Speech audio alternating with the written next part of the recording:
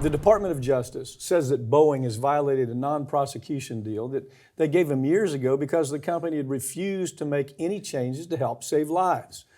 I've got Ring of Fire's Farron Cousins with me now to talk about this, and honestly, I say this all the time.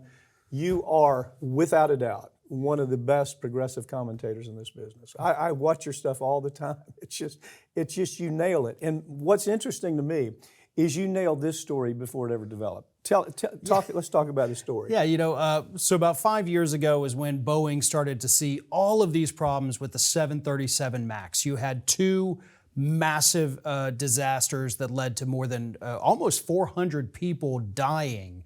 And it's because Boeing had changed out a small part in the plane in the operating system, but they didn't tell anybody. They didn't tell the regulators like they're supposed to. They didn't even tell the pilots of the planes that, hey, we've kind of changed the electronics inside, best of luck. Yeah. So the planes crash, the DOJ looks into it and they say, well, we don't want to prosecute you. Give us $2.5 billion. We won't prosecute you, but you got to change things. And Boeing said, oh, of course we're going to change things. And then here, 5 years later, they didn't do anything. They never do. I can't tell you the number of times with pharmaceutical companies, with Wall Street, with polluters, that I have seen the same thing play itself out. We're not going to really throw anybody in jail. We're just going to fine you now. Best examples, the washing money for terrorists. HSBC washed $100 billion worth of money. They got fined $1.6 billion, and then they got one of these non-prosecution agreements. They're meaningless. Yeah. All it is the government trying to protect themselves. In this situation, I promise you, you had doors flying off, entire door segments flying off. You had wheels flying off. You had they couldn't even figure out why there were engine fires. You had the door plug where somebody is sitting completely coming off the airplane. And everybody looks at it and says, well, gee, maybe this is just a bad run of luck. No, it's not. It's Boeing trying to save money by having their subcontractors cut prices, cut costs, that type of thing. And they were under this agreement with the government. Don't do that anymore. We won't throw anybody in jail. We won't prosecute you criminally. It doesn't mean anything when it comes from the Department of Justice. Right. They're not going to do anything to this company. I promise you they're not. This is a company that makes missiles. They're in the war business. So they're just going to walk away from this and say, yeah, everything's fine, right? Yeah, the DOJ says, well, we're going to have a meeting, the last day of May, and we're going to sit and talk about this and figure out what best to do now. The thing they're going to decide, like they always do, like they did originally, is we'll fine them more money. Because we don't want to go through the process of prosecuting them and, years and years of this. Because if we lose, then we look bad.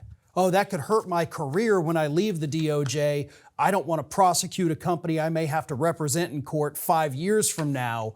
So we'll fine you. We're just going to pretend none of this happened. But, okay, you hit on something real important there. You hit on the fact that we have to look at who the lawyers are who make these decisions, right?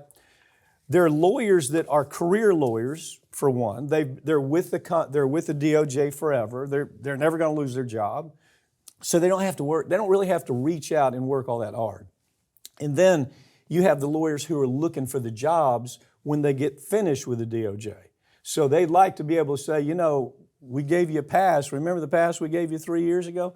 Don't you need another lawyer? So this is disgusting to me. Yeah. These lawyers who say, look, I don't want to work for my $100,000 a year salary at the DOJ. Y'all are paying 10 times that for your lawyers. I'd love to be on that team. I've helped you out. You know what a good lawyer I can be. And that's what happened, whether it's Boeing or a pharmaceutical or a polluter. That's what these guys are looking for, is the bigger payday. Farron Cousins' prediction, what's it going to be? Are they going to prosecute him? Oh, hell no. No, I agree.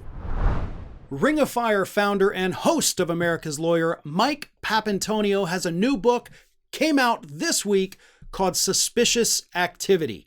Like his other books before it, this book actually deals with real legal cases that Mike Papantonio has handled, but in a fictionalized way.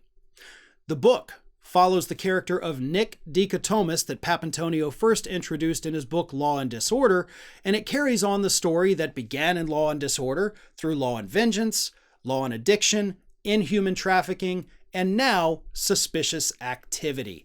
This book in particular deals with the financial institutions that have helped launder money for terrorist organizations, which of course is a topic we have covered extensively here on Ring of Fire.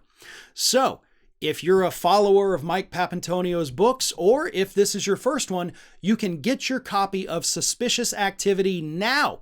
Just go to MikePapantonio.com and place your order. And if you haven't already, check out Mike's other books, also available on MikePapantonio.com.